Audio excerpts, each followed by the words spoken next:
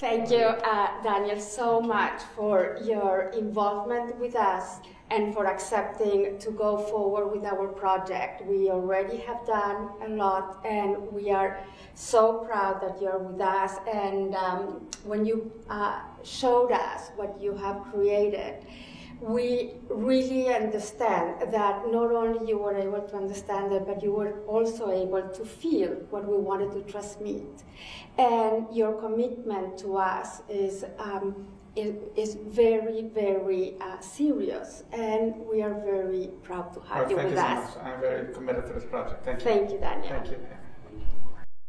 The project for the Home of the Hopeful Dawn at the Sheba Hospital in Tel HaShomer, Tel Aviv in Israel, is one of the utmost important to me. And if one thinks about what Home of the Hopeful Dawn says, it has three words which are very key. First of all, the word home. This is not just another place, another institution. It's a home for people who need a home, the intimacy and the domesticity of a living environment. Hope.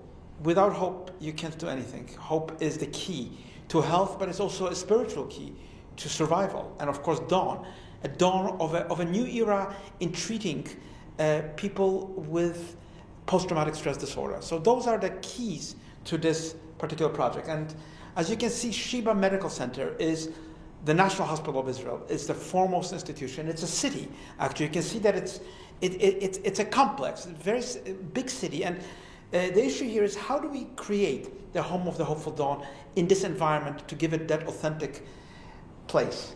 Now, I was inspired by a very, very particular piece of art, which is one of my favorite etchings of the greatest of artists, Rembrandt. It's a beautiful etching called David Praying.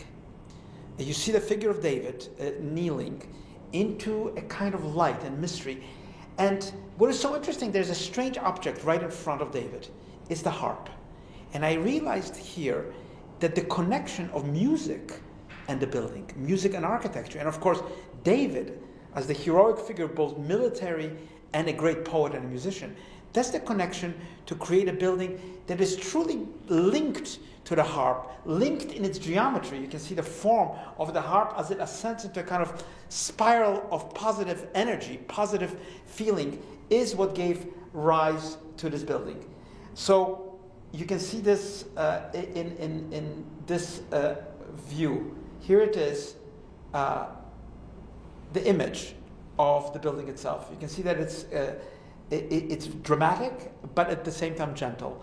It creates a plaza with the steps leading to the main entrance, Home of the Hopeful Dawn. It has the symbol of the harp actually itself, and you can see that it has a garden both on top of the building and within the courtyard in the center of the building.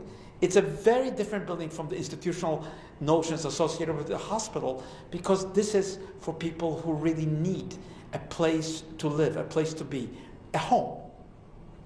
And you can see that it is a form which is a building which is completely sculptural. It's a building not meant to be seen only when you drive up to the building, only when you park the car into the building, but it's a building in the round, highly visible for everyone coming to the Sheba Hospital. Very important statement of the importance of the Home of the Hopeful Dawn. But at the same time, because of its geometry, it produces views from within the building, because the building is, of course, designed from inside out, to take the advantage of the light, advantage of situating the space in a sustainable and economic way on this site.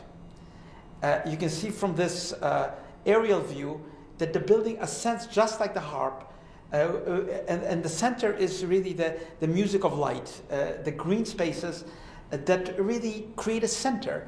And this is, of course, built on top of an existing one-story building, not a distinguished building, but a building that has to continue to work and be connected to the infrastructure of the hospital, because these patients will need, of course, the infrastructure of the hospital itself, of the Great Sheba Hospital. So there it is, a home, but also that space of continuity, a space of hope, and a very dynamic space. And at the same time, of course, in the center, there's the social space.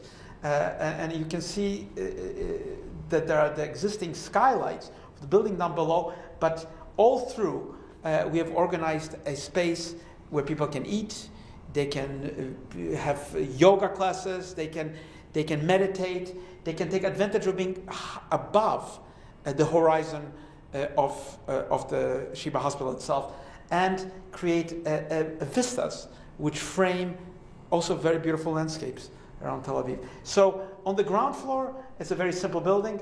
You can see that there are 3 main new cores which really lift the building up, and they constitute also the service entrances, special entrances upwards. But there's a main lobby, of course, which we've created within the existing building, which extends that plaza into the lobby and, of course, interacts with the older building on the site.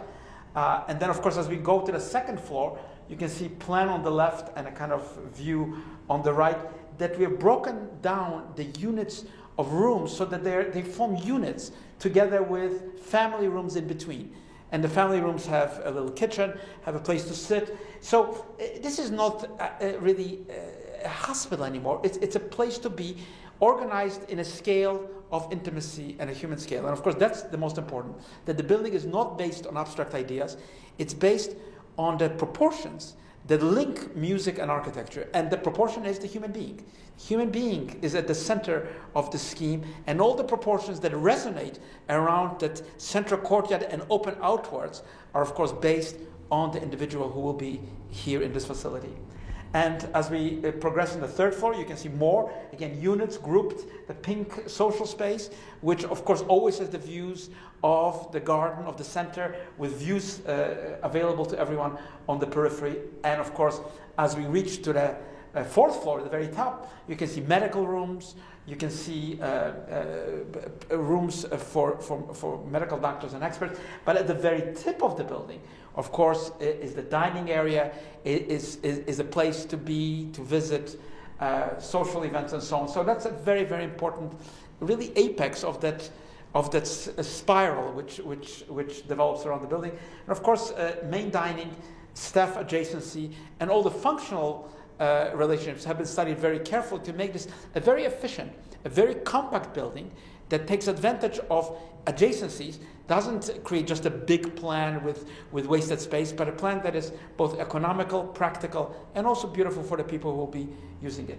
There it is, an aerial view. As you look down at the building, you can see it's sort of a vase of hopes, and at the same time a very musical intertwining of the interior and the exterior spaces. The variety of windows, the different proportions, the structure rising over that historical building, the old building at its base, and creating really a distinctive identity for the home of the Hopeful Dawn.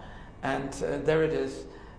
It's a building, I think, that will contribute, and that's the most important, the well-being of those soldiers and others who really fight for our freedom and the freedom of Israel and of the free world, by the way, and who deserve the best possible space, which is, of course, functional, but also poetic, just like David's harp, just like that resonance that we still get today from ancient times that connects us to the future.